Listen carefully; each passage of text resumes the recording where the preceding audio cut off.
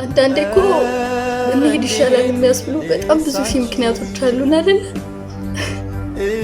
እውነታው እኮ እስቃለሁ፣ እጫወታለሁ፣ ደግሞ እፍለቀለቃለሁ። ከፊት የሚነበበው ደስታ ብቻ እኮ ነው።